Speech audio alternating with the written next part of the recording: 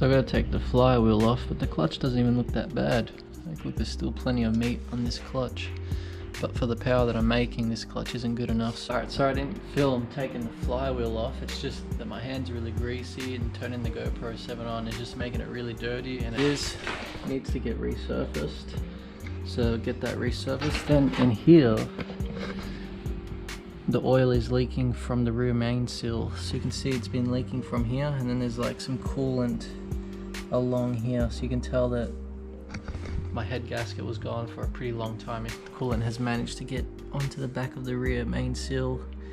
So it's been leaking from down here, and this explains why there's so much oil buildup in my gearbox, and I'll show you right now. Like, look at this shit. Oh, gross. Look at that. That's all from that oil leak. So it's all buildup, so you definitely need to change your rear main seal. Every time you change your clutch, change your rear main seal.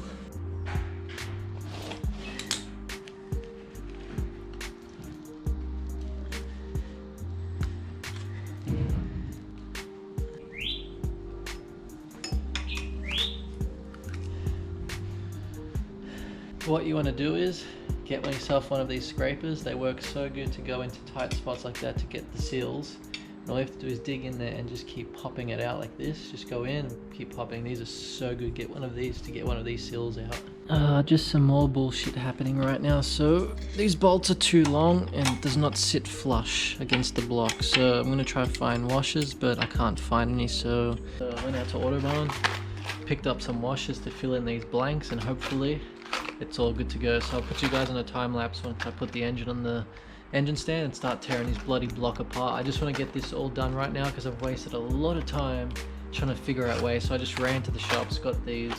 Alright, I'm going to smash it out. I'll put you guys on a time lapse. Everything's going alright. These washers filled in these blank spots, but this one needed one more washer, so 20 washers wasn't enough, but it's better than nothing. At least all three are solid right now. So put you guys on a time lapse real soon. I just gotta check, make sure everything's all good before I drop this down, and it should be all good to go to tear everything off this bloody block.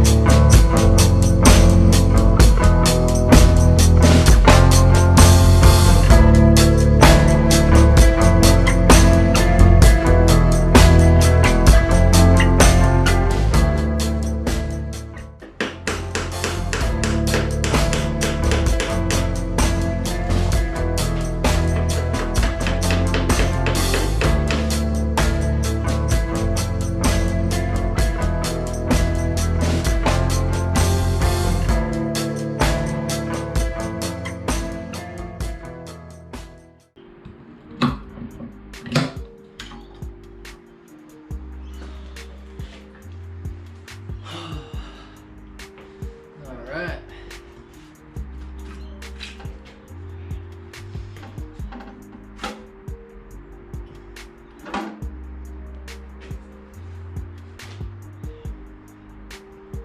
Wow. Just wow. Holy shit. That is a lot of coolant.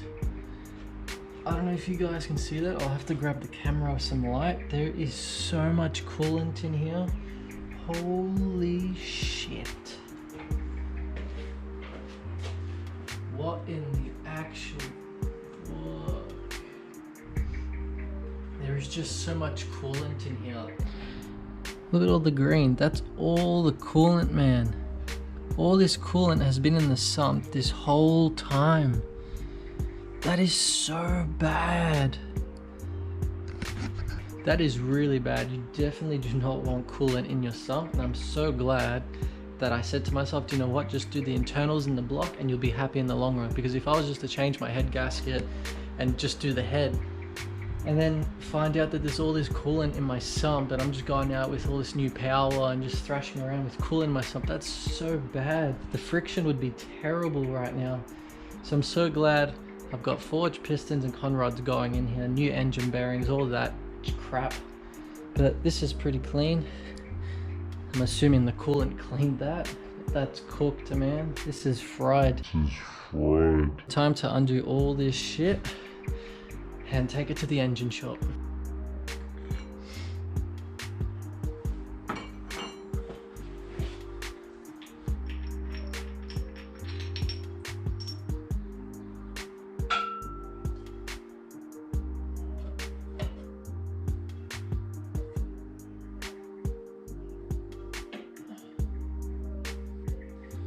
Make sure to not lose your half moon. So your half moon sits on top of your crankshaft right here, and it fits in this gap right here.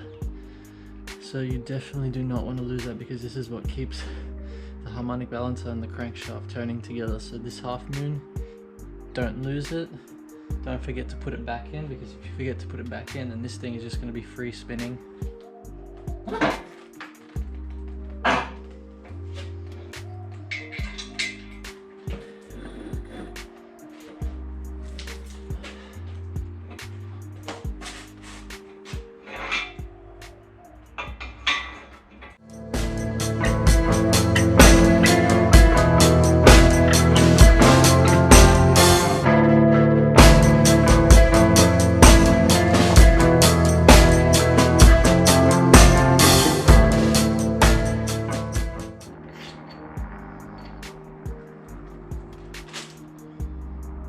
Because I've discovered that there's 3 long bolts and then the rest are all short. So these are the short ones and this is the longer one. So there's 3 long ones. So you've got a long one in the middle, and then these 2 on the end here towards the rear main seal, they're the 2 long bolts as well.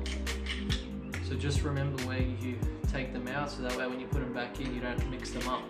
Then the rest is all short bolts. So all these short.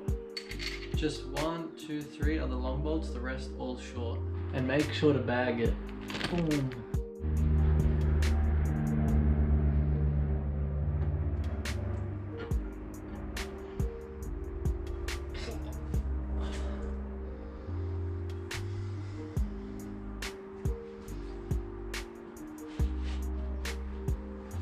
It actually doesn't look corroded at all. It still looks pretty good. So I might keep this. Still spins freely too. So I might keep this and put this in my S14, because my S14 has an RB25, and if the water pump ever goes in that, I'll just reuse this. I'll just clean up all this gasket seal, and then if anything happens to that RB25 water pump, I've got a backup one. Still looks pretty good, man.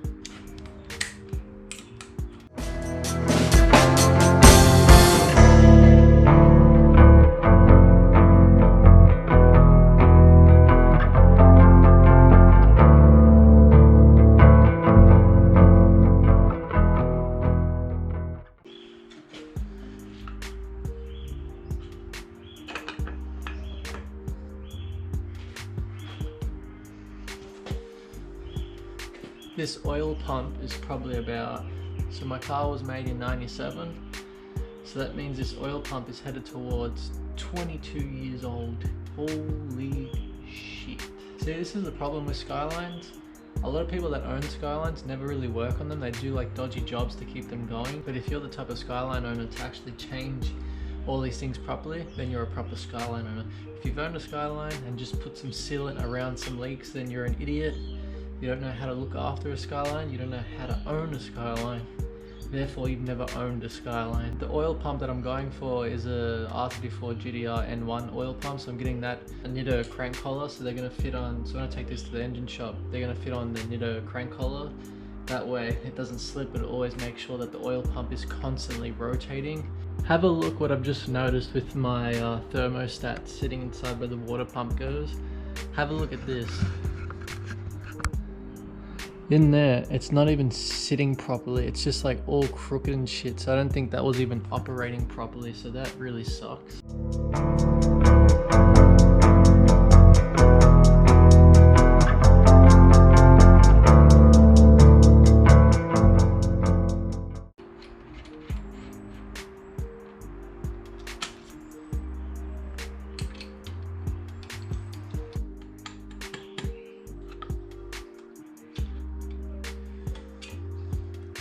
just hit the piston head with a rubber side of something, like even the rubber side of a hammer. So just tap it a bit, and that way the cap will come off.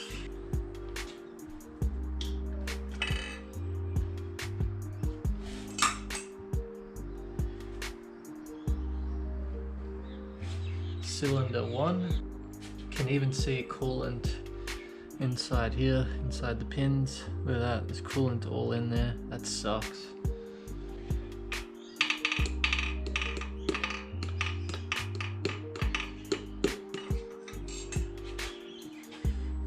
Well, I forgot to take out the rear main seal housing, so I'm going to pop that out, and then this should come straight out.